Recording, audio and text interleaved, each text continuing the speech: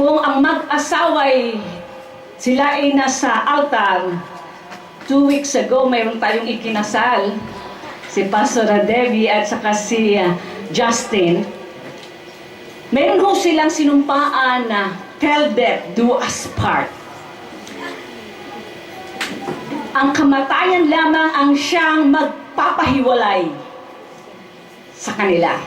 Nawa po, ang kamatayan lamang talaga ang magpapahiwalay sa kanila. Pero tayo din kaya sa Panginoon, masasabi kaya natin ngayong gabi, till death, we will not depart from the Lord.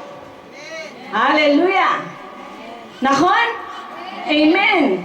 Dahil nga sabi ko nga kanina, mayroong sinumpang binitiwan ng dalawang mga nangag-ibigan sa harapan ng altar. At sabi doon, in sickness and in health, for richer or for poorer, till death do us part. Sometimes, ang ilan, gusto lang yung for richer. But ayaw nila yung poorer. Pag ngayon, usually, ang problema ho sa Amerika, that most divorce na nangyari sa Amerika is 90% of divorce is because of money. Money. Dahil kung ang problema nito, dahil yung babae maloho, yung lalaki hindi marunong mag-budget, minsan nagkakasuhan sila sa korte.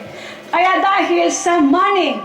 Pero dapat ho, doon sa mag-asawa, sabi dito, ay for poorer o for richer man. Kung mayaman man or mahirap man, ay dapat ay nakabuklod ito. At nasabi naman doon, kung minsan ay for sickness or for health, minsan pag maganda yung asawa ay okay, pero pag lusyang na ay bye-bye. Pag may sakit na ay iiwanan. Marami hong ganyan. Dahil meron ho akong kilalang and very close ho sa akin, na dahil on bed na ang asawa niya for almost 1.5 years, ang asawa ay nandoon sa kabila. Dahil po, supposed to be andun yung asawa sa tabi, na siya ang mag-aalaga sa asawa dahil na on bed na. Kawawa po, the poor wife, na may sakit na nga walang nag-aalaga. Pinababayaan po ito. Pero mayroon hong sinumpaan yan sa altar. Nakon? Biglang, ay! Talagang hainay. Pero sa umpisa po ng pag-aasawa ay andun yung excitement. Andoon yung talagang grabe yung excitement. Hindi ka makatulog hanggang hindi mo siya makita. Nakon? Hindi ka mapapanatag hanggang hindi mo siya makita.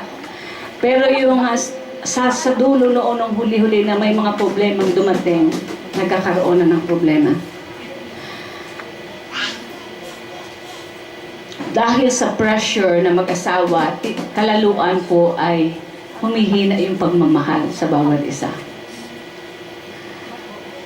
Kapain mo nga yung puso mo.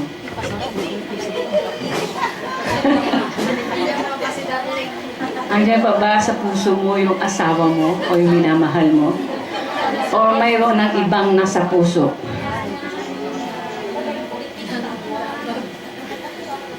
Buksan ho natin ang Biblia sa Book of Romans chapter 8 verse 31 hanggang 39. Tayong lahat po ay tumayo.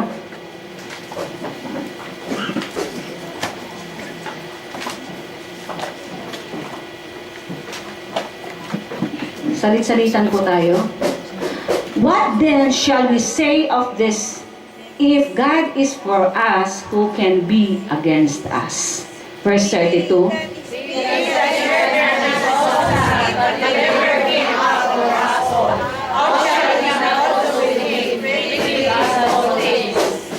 Verse 33, who shall bring a charge against God's elect?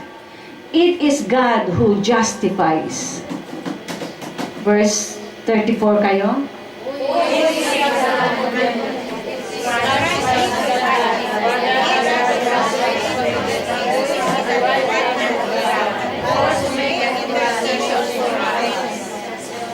Verse 34, who shall separate us from the love of Christ? Shall tribulation, or distress, or persecution, or famine, or nakedness, or peril, or sword? Tayong lahat. Verse 36 kayo.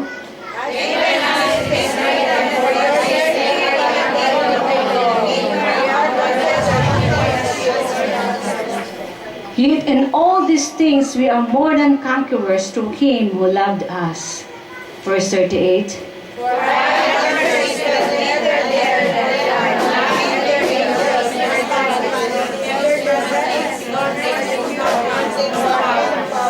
Sabay-sabay po, 39. Nor height, nor depth, nor any other created thing shall be able to separate us from the love of God, which is in Christ Jesus, our Lord. Amen. Amen. Tayong lahat po ay mo po. Hallelujah. Praise the Lord. Naalala po ba natin nung una nating tinanggap ang ating Panginoong Jesus? Naalala po ba natin noong tayo tumanggap kay Lord ay palagi tayong masaya, parang hindi na tayo gustong umalis sa simbahan? Sino yung nakaranas na ganon? Yung unang pagmamahal kay Lord, especially yung nasa Pilipinas tayo, mayroon kang Tuesday night service, may Thursday night service, may fasting ng Saturday, pag Sunday, mayroon pang morning until evening. Tila bang hindi tayo nananawa sa ating pagmamahal kay Lord. Pero habang tayo'y naglilingkod sa Panginoon, habang tumatagal, tila ba mayroong pressure na humahatak sa ating magkabilaan. If you will see our time ngayon, sa kapanahonan natin ngayon, even sa Pilipinas, nakita natin po na grabe po yung pressure ng pamilya. Sa economy, sa pag-aaral ng mga bata, sa desire na magkaroon tayo ng sariling bahay,